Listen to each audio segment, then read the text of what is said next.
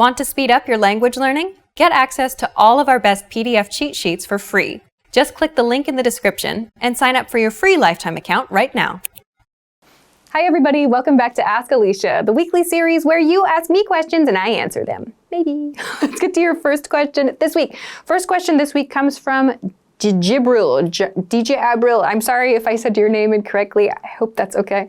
DJ Abril asks, being childish, what does it mean? For example, sorry, it was childish of me. Okay, so childish, yeah, so to act in a childish way or to be childish means to act similar to a child. So we use this ish, this ish, to mean something like the noun that comes before it. So in this case, childish means like a child or in the same manner as a child. So when someone tells you as an adult you're being childish or he's acting childish, it means that person is acting in the same manner as a child.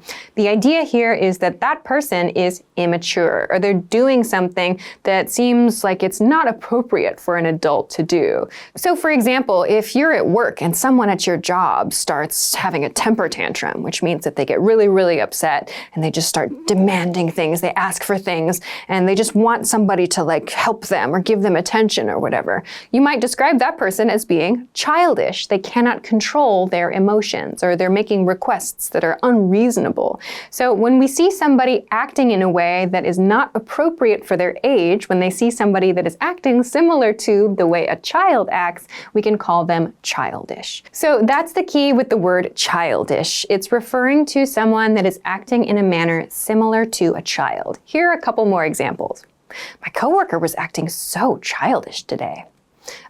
My roommates are so childish, they never clean up after themselves.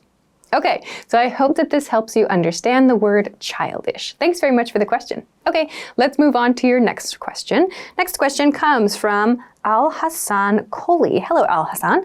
Al-Hassan says, what is the difference between questioning and interrogation? Ooh, nice question. Okay, so let's take a look at these two as nouns, questioning as a noun and interrogation as a noun. So first, let's look at questioning, because I know that ing at the end there might seem kind of confusing.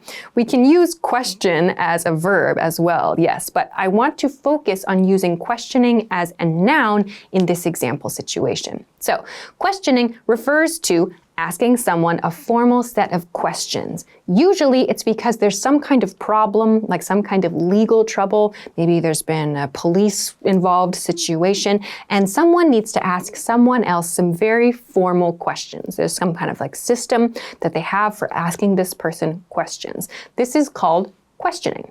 So, for example, the police brought him in for questioning. Or questioning will begin tomorrow at noon. So in these example situations, there's a formal series of questions that someone is going to ask someone else about usually some kind of serious problem or serious situation. So for example, with the police, they might ask questions about a theft maybe, or maybe there was a fight and the police need to ask somebody about the details of the fight. When they do that, they refer to that as questioning. So as a noun, even with that ing form, this is how we use the word questioning. Let's compare this now to interrogation. So interrogation is very similar to questioning in that someone is asking someone else, like a system, a series of questions about some very serious event. However, interrogation usually sounds much more serious. It can also sound very, very aggressive too, and usually the results or the effects of that situation are more serious. So in the questioning examples that I gave earlier, it was like a police questioning or maybe a company questioning if there was some problem or some situation that required attention. These situations are serious, yes, but generally when someone is asked about them, it's not like a life or death situation. It's not super serious, but it is important. Interrogation, on the other hand, it sounds kind of like something that maybe top-level lawyers are used to do, or the results of it are extremely serious, like lots of money is involved, or maybe politics is involved, or maybe they're spies or something like that. So the idea with interrogation is it's very serious and sometimes very aggressive. Maybe you've seen in action movies too that in interrogation situations, maybe there's some kind of torture or horrible things that happen to the person that is being asked all these questions. So the idea is that the person asking the questions wants to make the other person very, very uncomfortable by like hurting them or maybe saying awful things to them and so on. These can also be parts of the interrogation process. So again, you're asking a series of questions. Usually some kind of system or something like that is used to ask these questions from someone. But kind of the seriousness, the level of importance is quite different generally with questioning and with interrogation. So this is really the key difference between questioning and interrogation. Questioning is asking someone some questions about something that happened that is probably important and serious. And interrogation, the level of seriousness is much higher. And sometimes it can be more aggressive and just generally a lot more important than just questioning. So I hope that this helps you understand the differences between questioning and interrogation. Thanks very much for an interesting question. Okay, let's move on to your next question. Next question comes from Bhavna Singh. Hi, Bhavna. Bhavna says, hi, Alisha. What is the meaning of big picture? Okay, nice question. Yeah, big picture. So of course, this expression does not simply mean a picture that is very big. We have the expression big picture in English. We use it in sentences like, look at the big picture, or think about the big picture here. So what does this big picture mean?